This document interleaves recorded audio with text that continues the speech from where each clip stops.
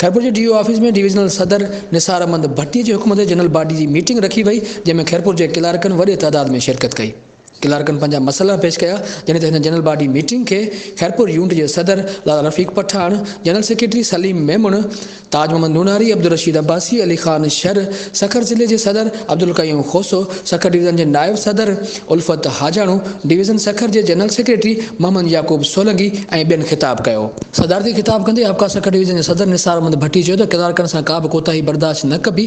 हिन चयो जेकॾहिं कंहिं क्लार्क सां का नाइंसाफ़ी कई वई त पोइ घटि कोन थींदो।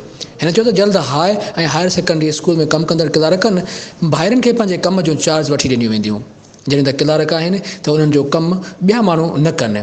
हिन पंहिंजे क्लार्क भाइरनि खे पिणु हिदायत कई त हू पंहिंजी नौकरी पाबंदीअ सां अदा कनि।